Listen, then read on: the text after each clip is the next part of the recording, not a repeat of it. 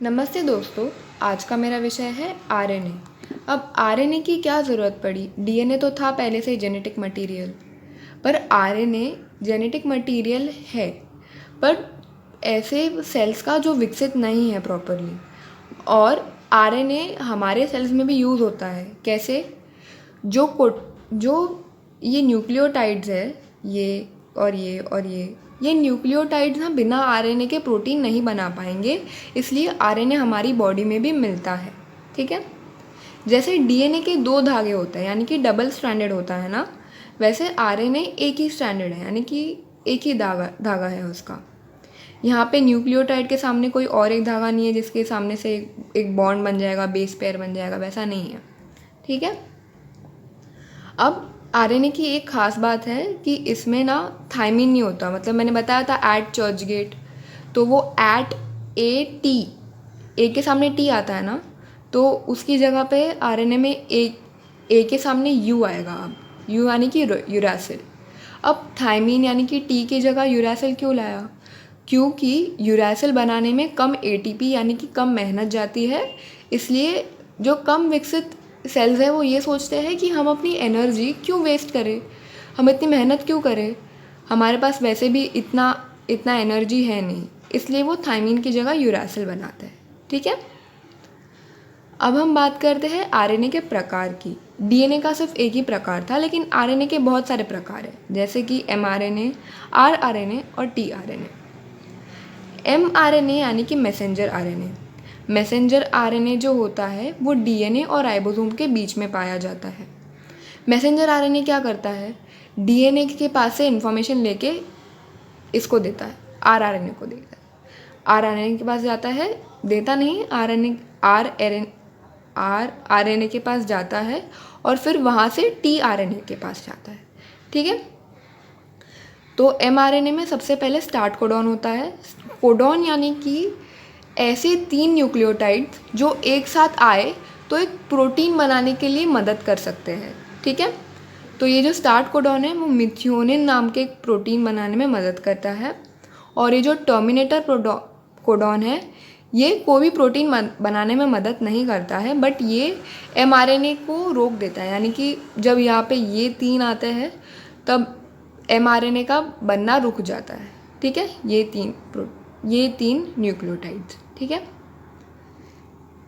इसका जो वेट होता है, यानी कि मॉलिक्यूलर वेट, इसका वज़न जो होता है वो होता है 5 लाख जितना। ठीक है।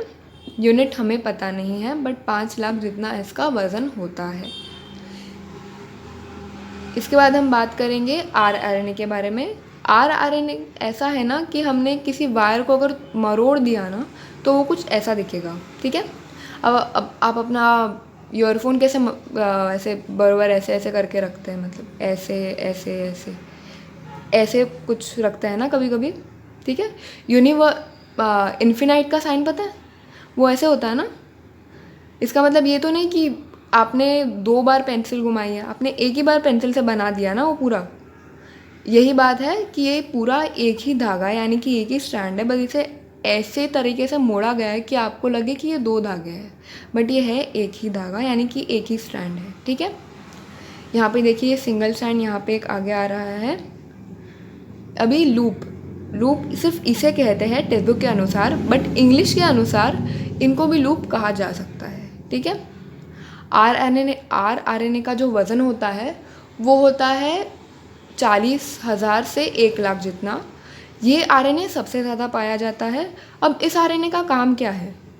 कभी कभी क्या होता है ना कि एमआरएनए ना अच्छे से लिखा नहीं जाता, मतलब एमआरएनए पे जो भी कुछ लिखा जाता है ना वो अच्छे से लिखा नहीं जाता, तो ये जो होता है ना ट्रांसलेटर आरएनए, ये उसे बरोबर पढ़ नहीं पाता। तो आरआरएनए क्या करता है? एमआरएनए को ऐसे रखता है और ऐसे बनाता है फिर से कि टीआरएनए उसे अच्छे से पढ़ सके, और ये बात डीएनए की बात राइबोसोम तक अच्छे से पहुंचा सके और प्रोटीन सिंथेसिस अच्छे से करा सके। ठीक है। अब हम बात करते हैं टीआरएनए के बारे में। टीआरएनए में एक एंटी कोडॉन होता है। जैसे कि यहाँ पे कोडॉन है, वैसे यहाँ पे एक एंटी कोडॉन है। एंटी कोडॉन मतलब जो यहाँ पे लिखा हुआ है ना उसका ऑपोजिट। मतलब ए है यहाँ पे तो यहाँ पे यू होगा, यहाँ पे यू है तो यहाँ पे ए होगा, जी है तो यहाँ पे सी होगा। ठीक है। ऐसा। और यहाँ पे आके mRNA चिपकता है। तो mRNA जैसे चिपका वैसे tRNA को पता चलता है अच्छा मिथ्योनिन बनाना, ये वाला चिपका तो उसको पता चलेगा अच्छा मिथ्योनिन प्रोटीन बनाना है, और राइबोसोम को ये बात बताएगा अच्छा मिथ्योनिन बनाना है। एक्चुअली प्रोटीन सिंथेसिस यानी कि प्रोटीन बनाने का काम थोड़ा मुश्किल है, बट मैं आपको शॉर्ट में सिंपल में समझा रही हूँ। इसके ऊपर हम और एक वीडियो बनाएंगे, ठीक है। अब इसका जो वज़न है वो सबसे हल्का है, ये है 23,000 से 30,000 यूनिट जितना वज़न होता है इसका, ठीक है। तो आज का हमारा विषय यहीं समाप्त हुआ। आज हमने जाना आरएनए के बारे में, आरएनए की कुछ प्रॉपर्टीज़ के बारे में, आरएनए के अलग अलग टाइप्स के बारे में, ठीक है। MRNA, rRNA, tRNA.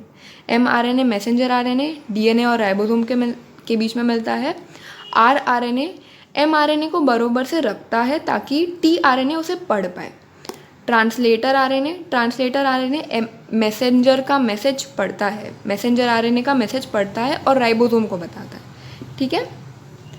वीडियो देखने के लिए धन्यवाद।